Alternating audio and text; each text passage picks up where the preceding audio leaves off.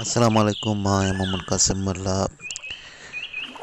Channel choice Sindhi Urdu poetry channel ते तव्हां सां गॾु अॼु तव्हांजे लाइ सिंधी शाइरी जो प्रोग्राम खणी आया आहियूं।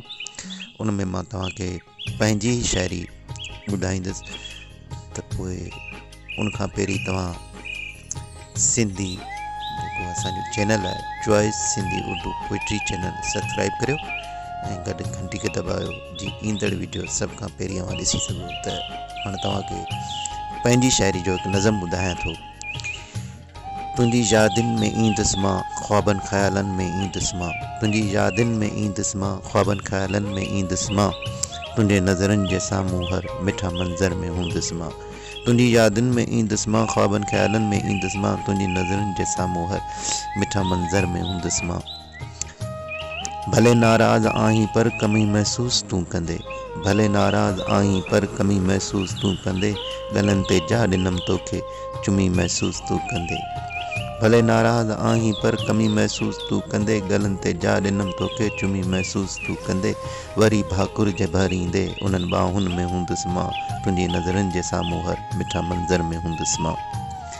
तोसां जे प्यार आ कयो विसारे तंहिंखे न सघंदे, तोसां जे प्यार आ कयो विसारे तंहिंखे न सघंदे, मूंखां सवाइ अकेलो पल गुज़ारे तूं न को सघंदे, मूंखां सवाइ अकेलो पल गुज़ारे तूं न को सघंदे।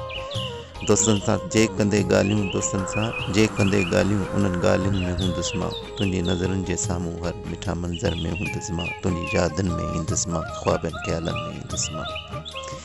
चवंदे कासिर मलावर तूं तोखां सवा न सर्रे थी, चवंदे कासिर मलावर तूं तोखां सवा न सर्रे थी, कासिम जो कुर्ब तो ॾिनूं दिलि सो कुर्ब घुरे थी, चवंदे कासिर मलावर तूं तोखां सवा न सर्रे थी, कासिम जो कुर्ब तो ॾिनूं दिलि सो कुर्ब घुरे थी, तुंहिंजी दिलि जी धक धक में हर धड़कन में हूंदुसि मां, तुंहिंजी नज़रनि जे साम्हूं हर मिठा मंज़र में हूंदुसि मां, तुंहिंजी यादियुनि में ईंदुसि मां, ख़्वाबनि ख़्यालनि में ईंदुसि मां, तुंहिंजी नज़रनि जे साम्हूं हर मिठा मंज़र में ईंदुसि मां।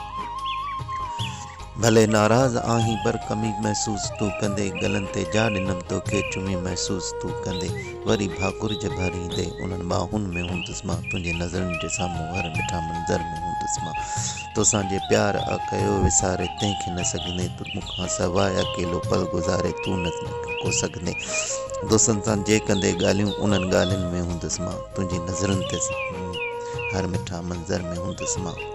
चवंदे कासिर मलावर तूं तोखां सवा न सर्रे थी, कासिम जो कुर्ब तो ॾिनूं दिलि सो कुर्ब घुरे थी, तुंहिंजी दिलि जी धक धक में हर धड़कन में हूंदुसि मां, तुंहिंजी नज़रनि जे साम्हूं हर मिठा मंज़र में हूंदुसि मां, तुंहिंजी यादियुनि में ईंदुसि मां, ख़्वाबनि ख़्यालनि में ईंदुसि मां, तुंहिंजे नज़रनि जे साम्हूं हर मिठा मंज़र में हूंदुसि मां। त पोइ सब्सक्राइब करियो असांजो choice Sindhi Urdu poetry channel. असां तव्हांखे बहितर खां बहितरीन शाइरी ॾिसंदासीं। तव्हां बि पंहिंजी शाइरी असांखे मोकिले सघो था। असां तव्हांखे पंहिंजो व्हाट्सअप नंबर जेको आहे ॿुधायूं था ऐं उहो व्हाट्सअप नंबर तव्हांखे स्क्रीन ते नज़र में ईंदो। असांजो व्हाट्सअप नंबर आहे 034230933324। त हीअ असांजो व्हाट्सअप नंबर आहे। हिन ते तव्हां पंहिंजी शाइरी को गीत गज़ल तव्हांखे को पसंदि ईंदे उन जी फरमाइश करे सघो था। त असांजो चैनल सब्सक्राइब करियो ऐं घंटी खे दॿायो जीअं ईंदड़ वीडियो तव्हां सभु खां सभु